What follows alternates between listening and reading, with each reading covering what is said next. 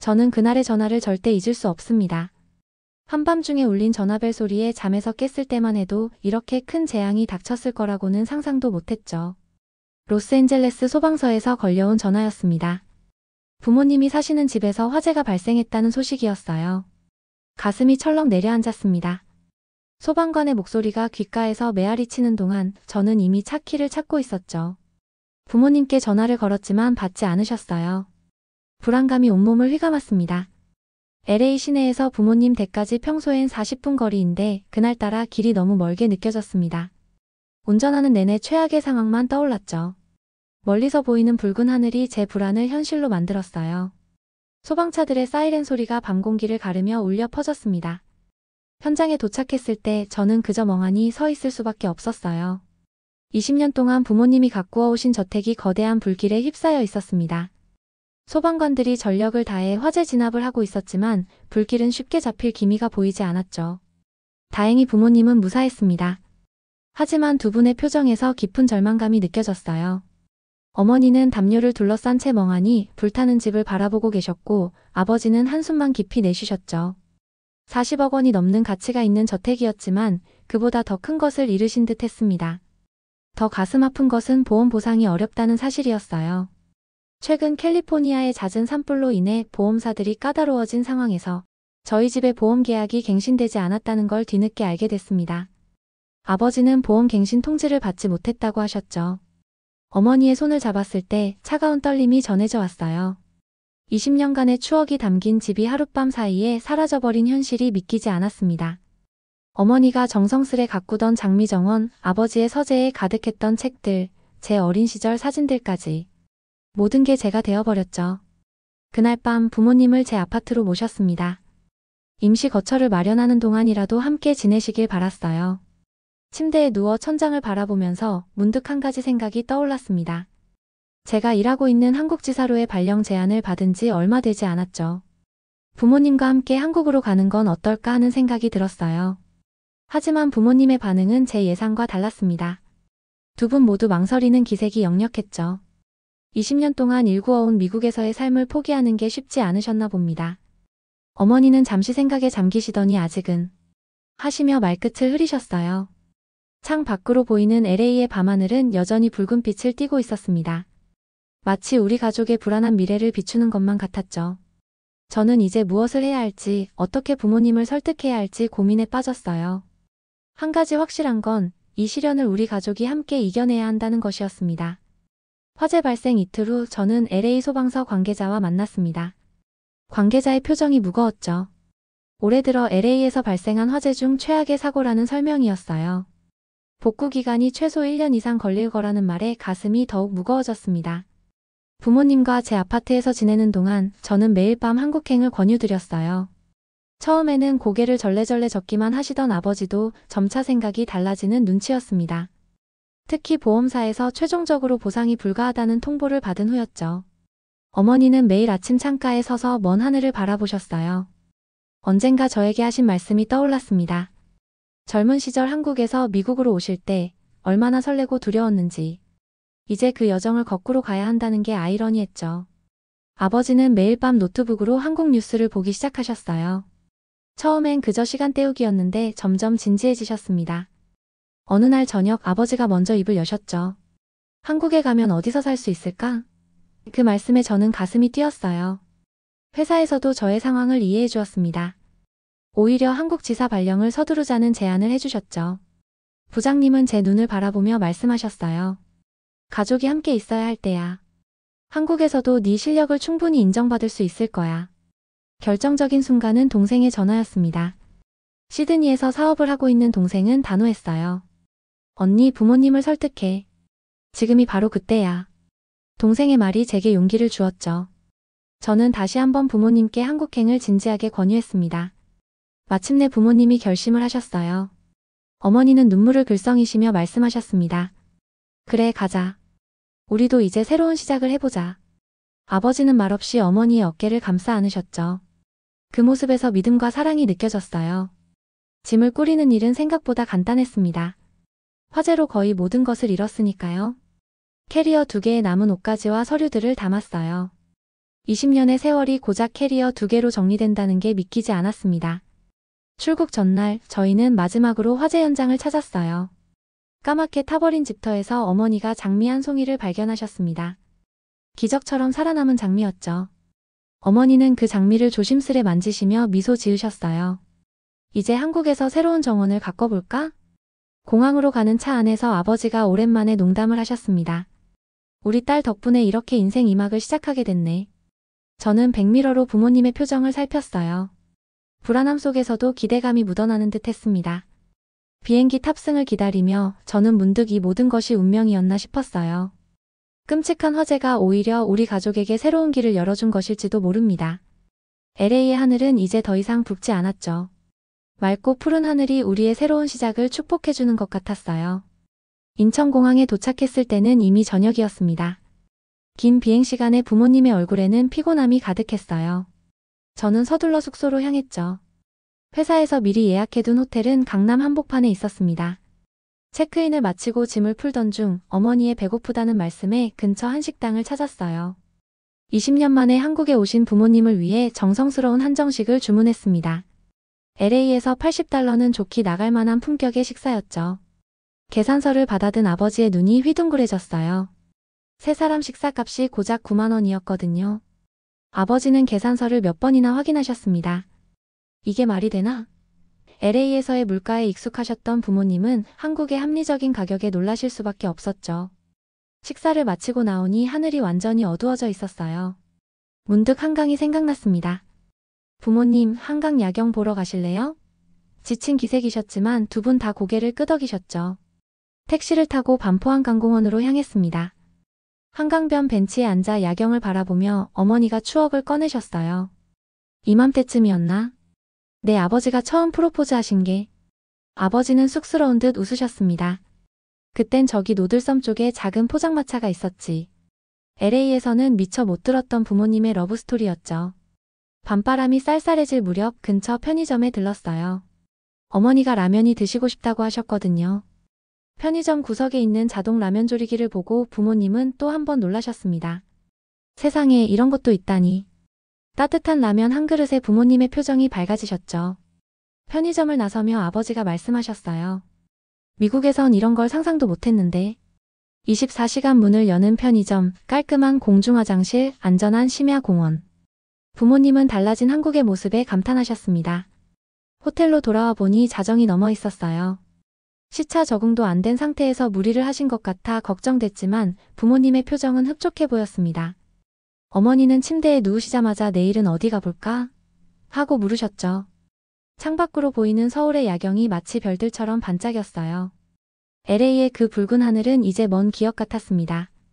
부모님의 평화로운 숨소리를 들으며 저는 이 선택이 옳았다는 확신이 들었죠. 복도 끝에 있는 자판기에서 물을 사오는데 외국인 관광객 몇 명이 신기한 듯 자판기를 구경하고 있었어요. 그들의 모습에서 방금 전 부모님의 모습이 겹쳐 보였습니다. 한국은 이제 관광객이 신기해하는 첨단 문명국이 되어 있었죠. 잠들기 전 저는 내일의 일정을 검토했어요.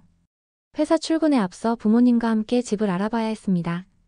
하지만 이상하게도 조급한 마음이 들지 않았어요. 오늘 하루 부모님의 행복해하시는 모습을 보니 모든 게 잘 될 것만 같았습니다.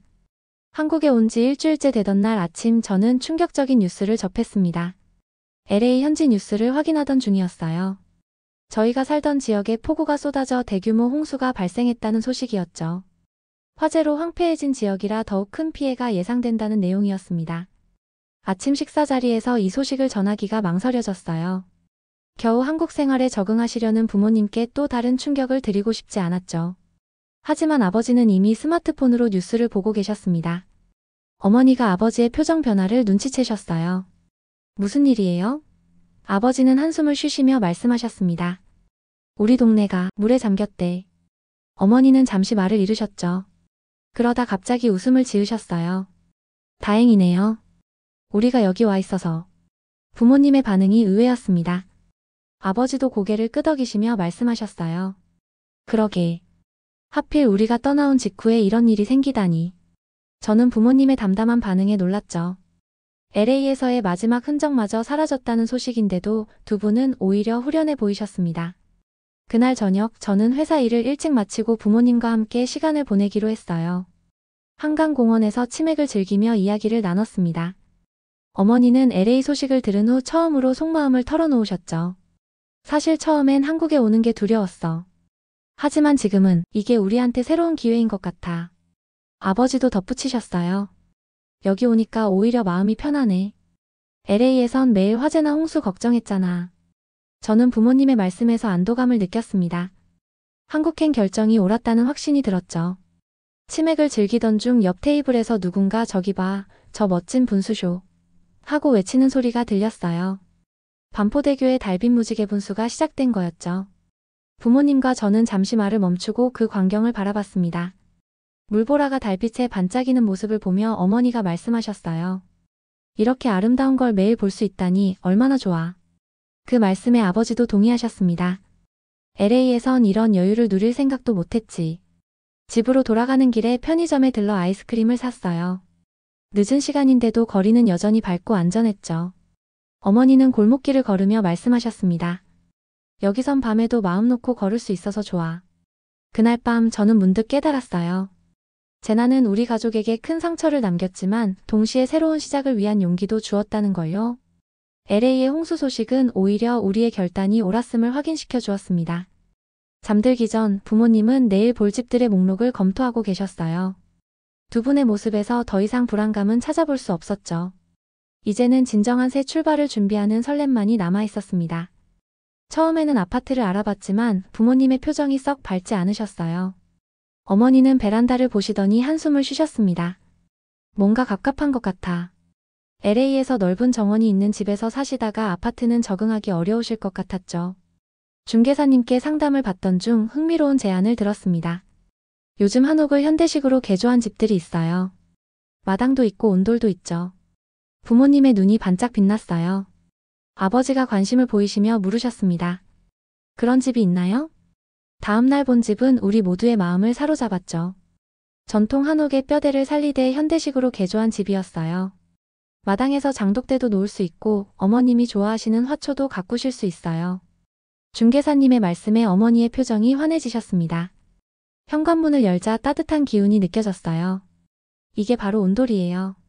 중개사님의 설명에 어머니는 신발을 벗자마자 바닥을 만져보셨죠. LA에서는 항상 발이 시려웠는데 이건 정말 좋다.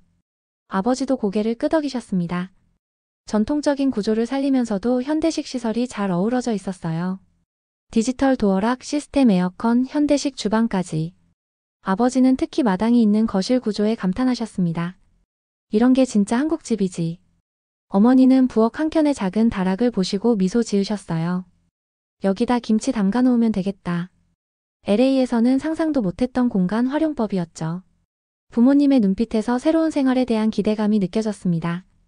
집안 곳곳에는 전통과 현대가 조화롭게 녹아 있었어요. 문은 미닫이로 되어 있어 공간 활용도 좋았죠. 이렇게 문을 열어두면 바람도 잘 통하고 좋네. 아버지의 말씀처럼 통풍도 잘 되었습니다. 계약을 결정하고 나서 가구를 고르러 갔어요. 어머니는 단호하셨습니다. 이왕 이렇게 예쁜 집을 구했으니 한국식으로 꾸며볼까? 침대 대신 침구를 선택하시고 좌식 테이블도 고르셨죠. LA의 생활 방식을 완전히 바꾸기로 결심하신 거였어요. 이사 첫날 마당에서 바베큐 파티를 했습니다. 어머니는 장독대를 놓을 자리를 가늠하시며 행복해 하셨어요. 이제 된장도 직접 담가볼 수 있겠다. 아버지는 마당 한켠에 텃밭을 만들 계획을 세우고 계셨죠. 밤이 되자 현대식 조명과 함께 은은한 처마 및 간접 등이 집안을 따뜻하게 비췄어요. 아버지가 마당을 바라보며 말씀하셨습니다. 이런 게 진정한 힐링이지. 어머니도 덧붙이셨죠. LA에서는 미처 몰랐네. 이런 여유로움이 있는 줄. 창호지를 통해 스며드는 달빛 아래 우리는 새로운 보금자리에서의 첫날을 보냈습니다. 한국의 전통 주거 문화는 우리 가족에게 단순한 거주 공간 이상의 의미를 주고 있었어요. 그것은 바로 우리의 뿌리를 다시 찾아가는 여정의 시작이었죠. 저녁 식사 후 우리 가족은 자연스럽게 거실 바닥에 모여 앉았습니다. 따뜻한 온돌 바닥은 소파보다 더 편안하게 느껴졌어요. 어머니가 보리차를 내오시며 말씀하셨습니다. LA에서는 이렇게 바닥에 앉아 이야기 나눌 생각도 못했는데. 아버지는 미닫이 문을 열어 마당의 밤 공기를 들이쉬며 깊은 한숨을 내쉬셨어요. 여기 온 지 얼마 안 됐는데 이상하게 마음이 편하다. 저는 아버지의 말씀에 고개를 끄덕였죠. 화재와 홍수의 흔적이 남아있는 LA와 달리 이곳에서는 새로운 희망이 자라나고 있었습니다. 어머니는 장독대를 놓을 자리에 화분을 임시로 놓아두셨어요. 내일은 고추모종도 심어볼까 해. 텃밭 이야기에 아버지의 눈이 반짝였습니다. 나는 상추랑 깻잎도 심고 싶은데. LA에서는 꿈도 꾸지 못했던 소소한 행복이었죠. 마당을 바라보며 이야기를 나누다 보니 자연스레 LA에서의 추억이 흘러나왔어요. 그래도 LA에서의 20년이 우리 인생의 큰 축이었지. 아버지의 말씀에 어머니도 동의하셨습니다. 그곳에서의 시간이 있었기에 지금 이 순간이 더 특별한 것 같아. 달빛이 마당에 스며들자 아버지가 일어나 처마 및 간접등을 켜셨어요. 은은한 불빛이 마당을 비추자 마치 고향집 같은 포근함이 느껴졌습니다. 이런 게 한국 가정의 정서구나. 어머니의 말씀에 우리 모두 공감했죠. 저는 주방에서 과일을 씻어 들고 나왔어요. 바닥에 둘러앉아 과일을 나눠 먹으며 우리는 앞으로의 계획을 이야기했습니다. 어머니는 된장 담그는 법을 배우고 싶다고 하셨고 아버지는 텃밭 가꾸기에 대한 열정을 보이셨죠. 창틀에 기대어 서울의 야경을 바라보던 아버지가 문득 말씀하셨어요. 네가 한국행을 제안했을 때는 걱정이 많았는데 이제는 그게 최선의 선택이었다는 생각이 들어. 어머니도 미소 지으며 고개를 끄덕이셨습니다. 밤이 깊어갈수록 이야기는 더욱 깊어졌어요. LA에서는 각자의 공간에서 시간을 보내는 게 일상이었는데 이곳에서는 자연스레 한 공간에 모여 대화를 나누게 된다는 게 신기했습니다. 어머니는 방석을 베고 누우시며 말씀하셨어요. 이렇게 바닥에 누워있으니 어릴 적 생각이 나네. 아버지도 옆에 누우셨죠. 그때는 이런 게 불편하다고 생각했는데 지금 보니 이게 더 자연스럽고 좋아. 마당에 심을 꽃과 채소를 계획하고 장독대에 담글 장도 이야기하고 이웃들과 나눌 김치도 궁리하면서 시간이 흘렀습니다. 재난으로 시작된 우리의 한국행이었지만 이제는 그 시련이 축복으로 바뀌어가고 있었어요. 늦은 밤 방으로 돌아가기 전 어머니가 마지막으로 말씀하셨습니다. 여기 오길 정말 잘했다. 그 한마디에 모든 것이 담겨 있었죠. 우리 가족은 이제 진정한 의미의 보금자리를 찾은 것 같았습니다. 한국에서의 일상이 자리 잡아가고 있었습니다. 어느 날 아침 어머니가 스마트폰으로 마트 배달 앱을 능숙하게 다루시는 모습을 보고 놀랐어요. 이제는 나도 이런 거 잘하지? 어머니의 뿌듯한 표정에 저도 미소 지었죠. 아버지는 아침마다 마당을 쓸며 하루를 시작하셨습니다. 어제는 손수 만드신 텃밭에 상추가 자라난 걸 보고 얼마나 기뻐하시던지요. 이렇게 매일 자란 걸 보는 재미가 쏠쏠하네. LA에서는 느끼지 못했던 소소한 행복이었죠. 어머니는 장독대 옆에 작은 화분들을 늘어놓으셨어요. 이제 이웃들이랑 나눠 먹을 김치도 담그고 고추장도 만들어 볼까 해. 옆집 할머니께서 김치 담그는 법을 가르쳐 주신다고 했죠. 낯선 땅이었지만 이웃들의 따뜻한 마음이 느껴졌습니다. 택배가 오면 문 앞에 놓인 택배함에서 비밀번호로 찾을 수 있는 시스템이 신기하다며 아버지는 연신 감탄하셨어요. 미국에선 택배 도난 걱정했는데 여긴 이런 걱정도 없네. 편리함과 안전함이 공존하는 한국의 시스템이 좋으셨나 봅니다. 휴대폰으로 버스 도착 시간을 확인하고 지하철 노선을 검색하는 일도 이제는 자연스러워졌어요. 어머니는 카카오톡으로 LA 친구들과 연락하는 재미에 푹 빠지셨죠. 여기가 시차가 있어서 좋아. 잠들기 전에 친구들이 깨어나니까. 저녁이면 우리는 어김없이 마당에 모여 앉았습니다. 미닫이 문을 열어두면 선선한 바람이 드나들었어요. LA에서는 이런 여유가 없었지. 아버지의 말씀처럼 우리는 이곳에서 진정한 휴식을 찾은 것 같았습니다. 어느 날은 비 오는 소리를 들으며 잠이 들었어요. 어머니가 말씀하셨죠. 이제는 비가 와도 홍수 걱정 안 해도 되니 좋다. 아버지도 고개를 끄덕이셨습니다. 그러게. 여기 오니까 마음이 한결 편해. 우리 집 마당에는 이제 계절의 변화가 고스란히 담겼어요. 봄에는 꽃들이 피어나고 여름이면 푸른 잎들이 우거질 거라고 생각하니 벌써부터 설렜습니다. 어머니는 매일매일 식물들의 성장을 사진으로 기록하셨죠. 디지털 도어락 비밀번호를 바꾸는 것부터 보일러 온도를 핸드폰으로 조절하는 것까지. 한국의 첨단 기술은 우리의 생활을 더욱 편리하게 만들어 주었어요. 이런 게 진짜 선진국이지. 아버지의 말씀이 가슴에 와닿았습니다. 이제는 바닥에 앉아 식사하는 것도 자연스러워졌어요. 어머니는 웃으시며 말씀하셨죠. 이렇게 앉아서 먹으니까 가족이 더 가까워진 것 같아. 그 말씀처럼 우리는 날이 갈수록 더 끈끈해지고 있었습니다. 처음에는 두렵고 낯설기만 했던 한국에서의 삶이 이제는 행복과 기대로 가득 찼어요. 어머니는 된장을 담그는 법을 배우고 계시고 아버지는 텃밭 가꾸기의 달인이 되어가고 계셨죠. LA의 화재는 우리에게 큰 상처였지만 그 덕분에 우리는 더 소중한 것을 발견했습니다. 바로 가족의 의미와 새로운 시작의 기쁨이었어요. 이제 우리의 이야기는 새로운 장을 써내려가고 있었죠. 때로는 큰 시련이 새로운 축복의 시작이 되기도 합니다. 우리 가족은 LA에서의 화재로 모든 것을 잃은 것 같았지만 오히려 그 시련이 우리를 더 단단하게 만들어 주었어요. 한국에서의 새로운 삶은 우리에게 잃어버린 줄 알았던 가족의 온기를 다시 찾아주었고 매일매일이 새로운 발견과 감동의 연속이었죠. 이제 우리는 압니다. 진정한 보금자리는 건물이나 장소가 아닌 가족이 함께하는 그곳이라는 것을요. LA의 저택이 아닌 서울의 작은 한옥에서 우리는 마침내 진정한 행복을 찾았습니다. 새로운 시작이 두렵지 않은 건 이제 우리에겐 서로가 있기 때문이에요. 지금까지 긴 이야기를 들어주셔서 감사합니다.